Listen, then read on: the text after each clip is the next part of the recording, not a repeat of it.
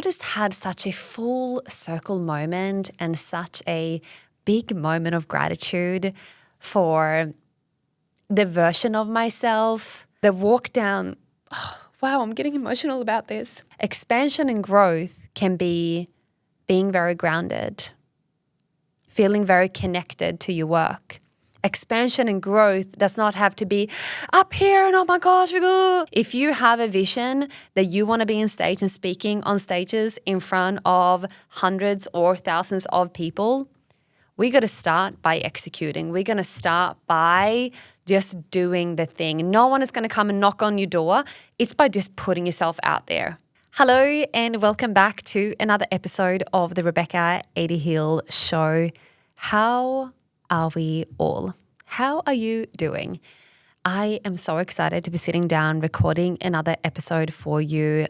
I feel like this is very timely because I have just come back home after being down in Sydney on the northern beaches, presenting a keynote to the most incredible group of people. I had the opportunity to speak at a yearly sales conference for a real estate agency on the northern beaches, and it was the most incredible time. The most incredible real estate agents, the extended team, property management, the CEOs were there, and they get together for a yearly sales conference, and they asked me if I would come and deliver a keynote to their entire agency.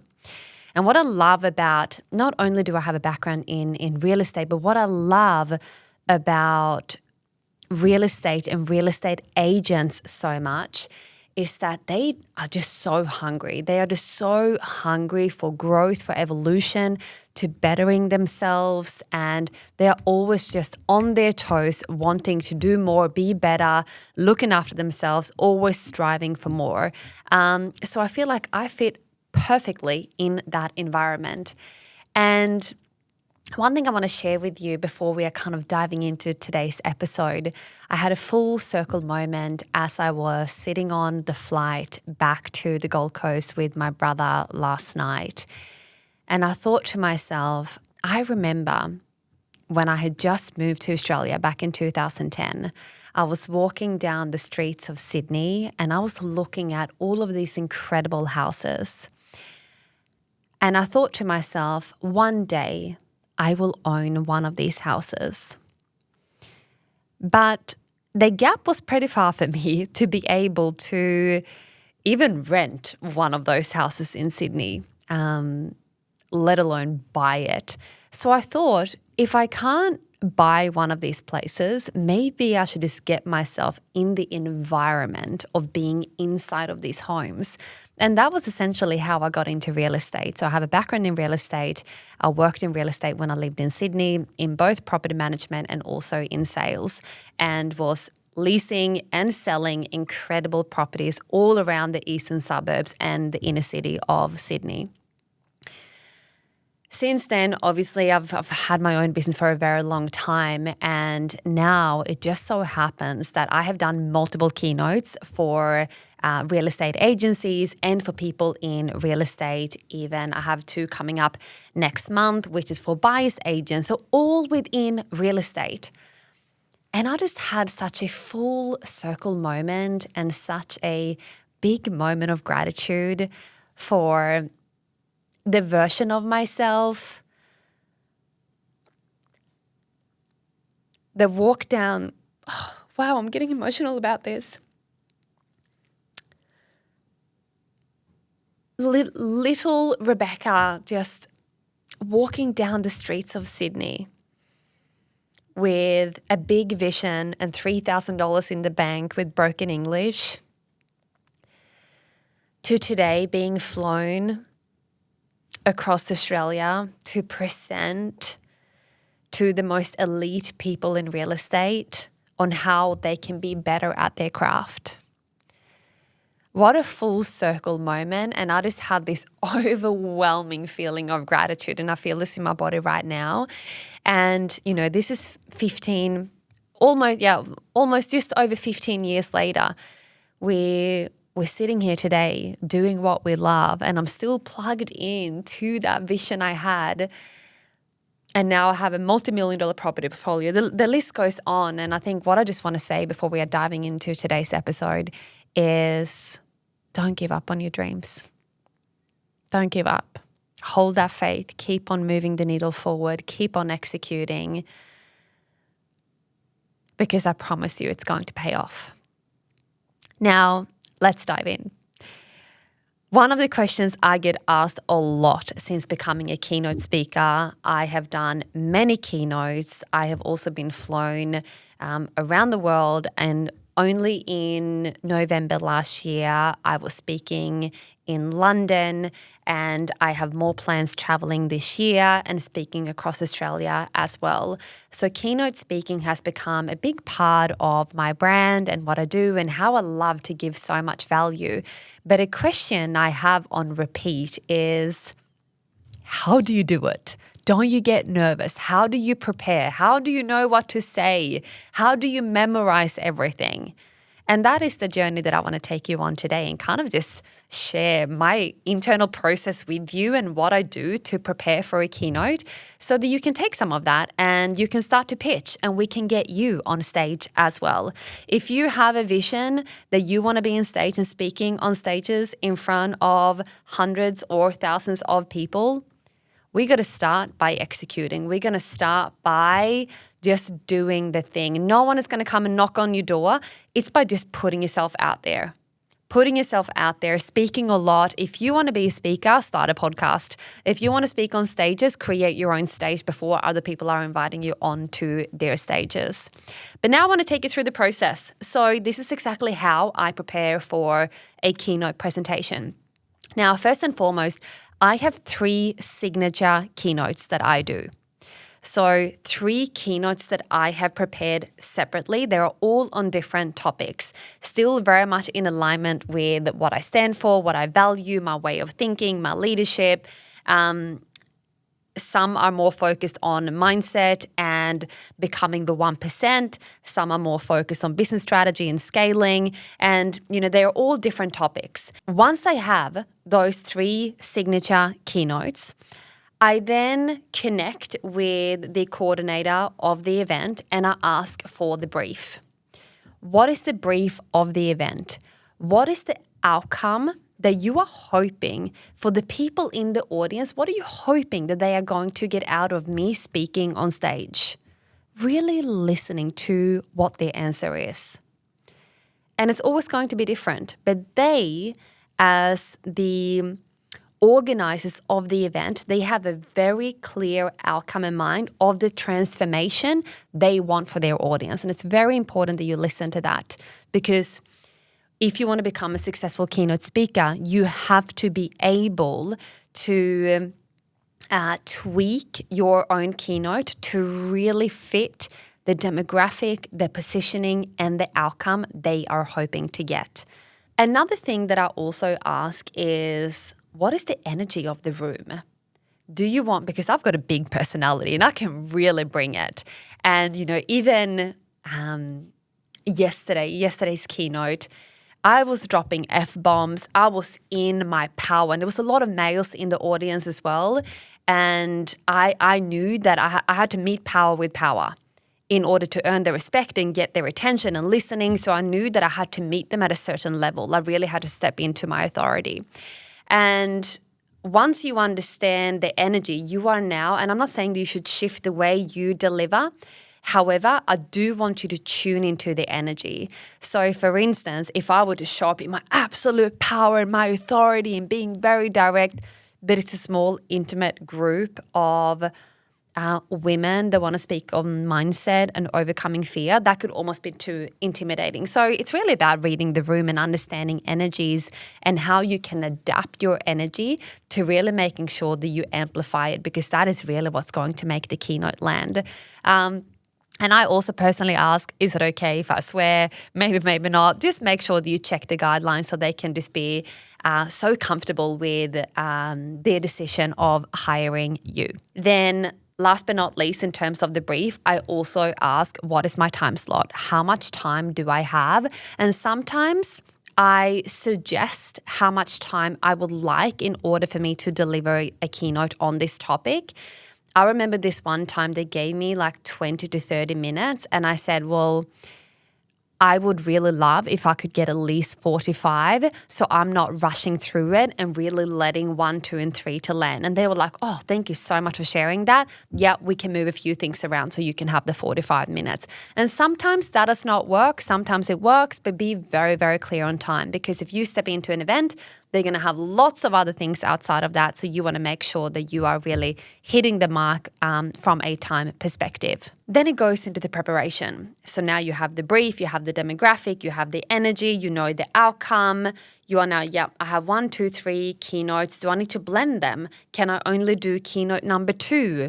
So now you would have an understanding in terms of the preparation.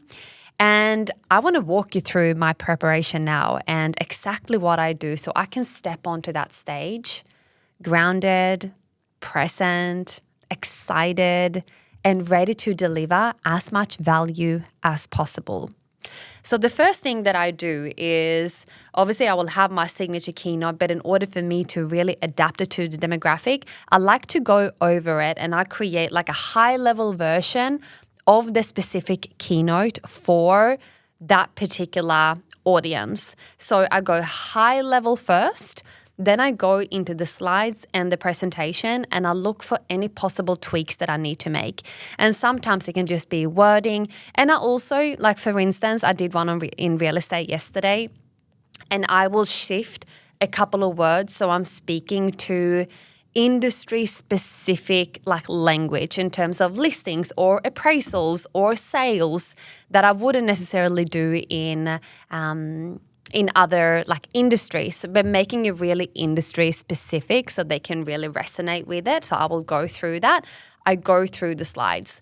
One thing I want to highlight with the slides are not there for you to read from them. It's just there to prompt you. So I would have no more than like 10 words on a slide. Sometimes I only have 1. Sometimes I have 2 words. Sometimes there's a list that I want people to visually see, but often I just have a couple of words. So I can just look at the screen and then I know exactly, boom, I'm onto my next riff. So it's just there to prompt you, not for you to read off the presentation. What I do next is that I speak out the entire keynote. So I would look at every single slide that I have and I speak out the keynote. So I do voice to text. This is not going to be perfect, so it does not need to be perfect. So I will press record on my phone and I speak out the entire keynote. It doesn't matter if you mess it up, it doesn't sound good. That's why we are doing it voice to text. So the entire keynote, voice to text. Once you have done voice to text, I want you to pop that in a full Word document. When you have that Word document, I want you to go through it and start to tweak all of the little mistakes that you made. And if you feel like the flow does not read well or you want to tweak something, you will go through and type the changes. So now you have a perfect document, word for word, your entire keynote. Really, really powerful. The next thing, once you have that, I now want you to record yourself reading the keynote. Because now you know it's going to be word for word perfect what you want to say. So now I record myself, just a voice recorder through my phone, and I read the entire script. So now I visually have it in front of me and I have it in my ears. Then I start to listen to it again and again and again and again. When I'm driving somewhere, when I'm on my way to work, when I'm going to pick up the kids, in the morning when I'm making breakfast, it's just in my ears. My voice, my keynote in my ears on repeat. And when you have something on repeat, what you will start doing is that you will start to almost say the words in advance in your mind. So for instance, that is just a sign of you basically indicating to yourself that you are starting to get a good idea of what is coming next in the keynote. So I would just go, yeah, now I'm going to speak about that next. Now I know exactly what I'm about to say here. And you are kind of like 2 steps ahead. That's a very good sign that you are starting to memorize the actual keynote. And once I have done that, I listen to repeat again and again and again and again. But now it comes to, because a keynote, it's not just about voice. It's about presentation. It's about body language. It's about charisma. It's about tonality. It's about your ability to connect with every single person in the audience, to make every single person in that room feel like they are the only one in that room. Can you deliver a keynote to 1,000 people and make every single person feel like that keynote was just for them? So I set up my camera and I record my entire keynote. So now I'm speaking and I'm pretending like I'm walking around on stage and I'm speaking, I'm delivering the keynote. Then I pause, and the first thing that I do is that I flip my phone upside down, so face down, and I turn up the volume. And the first thing I listen to is my tonality, my speed, the power of the pause. So I really tune into what does this sound like? If you close your eyes and you listen to your keynote without visually being able to see yourself, are you rushing through every single sentence? Does it feel rushed? Do you feel grounded? Are you speaking really slowly? Are you stumbling on your words? Are you using a lot of filler words? Are you saying, or like, or are you grounded? Are you excited? Do you sound angry? Do you always finish on an up? Because if you always finish on an up, people won't see you as the authority. Or do you finish on a down? So your words will land a lot clearer. Do you allow for the power of the pause so the words can land? See what I'm doing here? So then I analyze myself and I take notes. Improve this, slow down here, do this, do that. And then I flip the phone up and I turn the volume down, all the way down. So now I can't hear anything, but I can just see my body language. Am I standing with my arms crossed? Am I looking down a lot? Where am I looking? Do I look excited, happy? Am I looking angry? What does my body say without actually hearing anything? Because I can sound like this, but I can look really angry. Well, it's actually very hard to do now when I think about it. I was like trying to sound excited and look angry. That's difficult. But sometimes there is a mismatch. And I know sometimes because I'm very direct. I'm very intense, which I love about myself. But I need to be mindful of that because sometimes that will come across. Maybe some people will find that intimidating. So I am mindful of having a really open body language so I can welcome people in to go, I'm here, it's safe for you to open up to my learnings. So I look at my positioning, I look at my body language, and what does my body say? And this is something I learned from dancing. And the beautiful part about being a dancer and dance my whole life is being able to tell a story without saying a single word. You tell it through movement, through expression, through moving your body. And then the words will amplify your message that you are communicating through your body. Oh, that's powerful.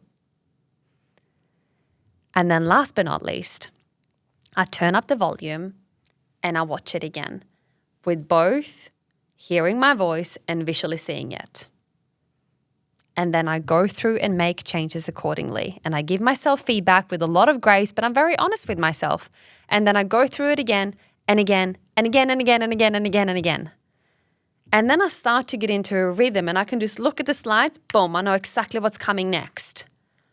And the more, please let this land, the more you practice, the more confident you will become delivering that keynote. Do not show up on stage unprepared. Confidence happens when you have practiced and through repetition.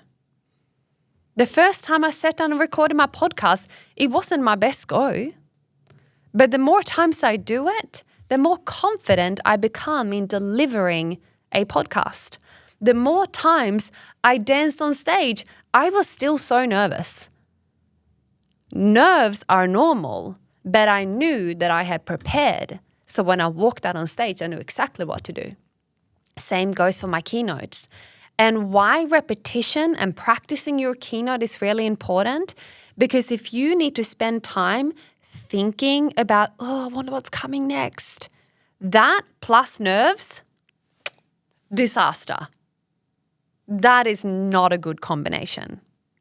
So in order for you to go, well, it's very normal to have nerves, and I really want to highlight this. And it was really funny because my brother and Shelley, who's working with me, she also came along to the keynote. And an hour before the keynote, we were still at the place we were staying overnight. And she said to me, Rebecca, how can you be so calm? You're going to be up on stage speaking in front of people and delivering a keynote in 1 hour. I would be so nervous. I would be shaking. I would be all frazzled. And I said to her 2 things. Number 1, I said, I know exactly what to do on that stage.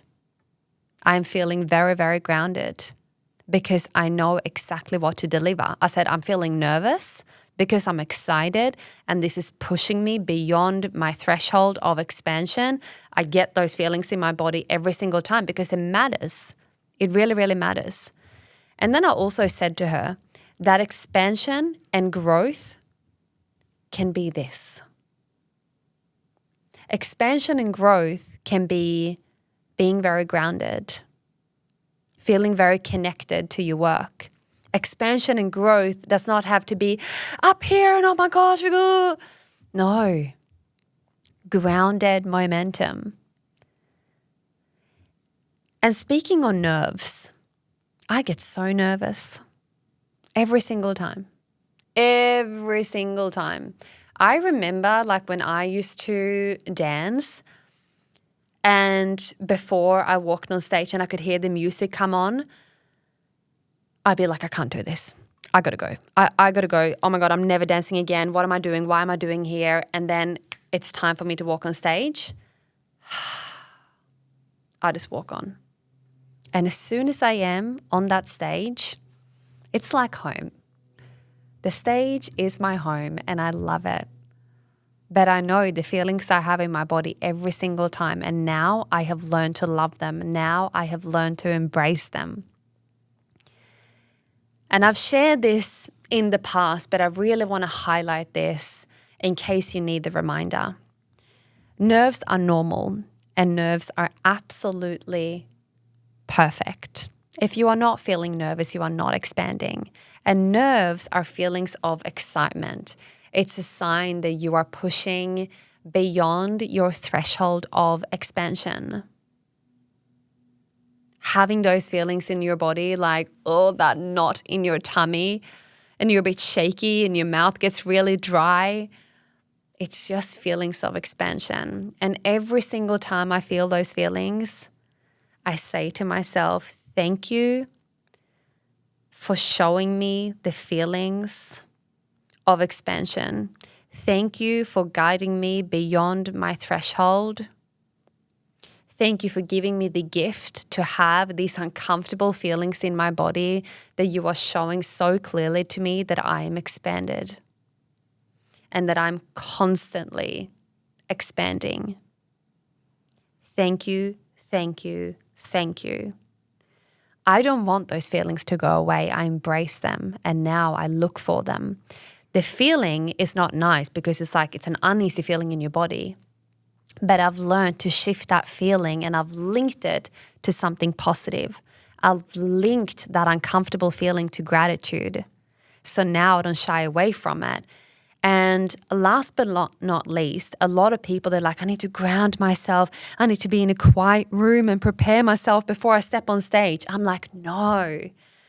Be out there, because if you need to ground yourself and then you step on stage and your adrenaline goes through the roof, that's going to feel like you are having a heart attack. I rather get my energy going before I go on stage, so that transition of before and on stage is not too big of a difference, right? Does that make sense? So I want to be in the energy. So I will go and speak to the organizer and I'll speak to every person I bump into. I wouldn't necessarily interact with the audience prior, because I do believe it's magic for the audience perspective not to speak with the person delivering the keynote prior. But after, I always stay back for conversations and I shake hands and hugs and really kind of hearing what really landed for them and hearing their stories and getting to know people. And if you have those feelings of feeling really nervous, just learn to shift that to being of service. My job and the reason why I'm here and me doing this podcast, delivering this to you right now, is so that I can be of service to you. When I deliver keynotes, I'm there to be of service. I'm there to help one person in that room and hopefully every single one of them in that room. But always shifting. I'm not here to make this about me and making myself look and sound perfect. I know that I did everything that I possibly could to prepare for this keynote, and now I get to go and deliver and being of service to the people that get to sit in full receivership of my magic and of your magic. If speaking is a goal of yours, I can guarantee you that it's going to be the best decision that you've ever made to pursue that. And lastly, before I wrap this episode up, is that I get paid very well to speak. But the revenue from speaking is almost irrelevant. The revenue I get from speaking, although it's very profitable and I'm very grateful for it, it does not make up the core of my business. However, if I speak to an audience of 100 people and there are 2 potential clients in that audience and they come on as private clients after, you've had a really good return on investment. And sometimes it's just about putting yourself in a position to be seen, not necessarily for the direct income that you will be getting from that gig. So learn to play the long game, learn to look beyond the profits and going, I wonder. And an example is when I used to run retreats, and I used to do luxury retreats in Byron Bay. So they were not very profitable. Maybe I walked out with a $3,000 profit, but for a lot of input. So you could argue that was not worth my time, but I loved doing them. I loved the people there, loved everything about it. However, I didn't do it for profit.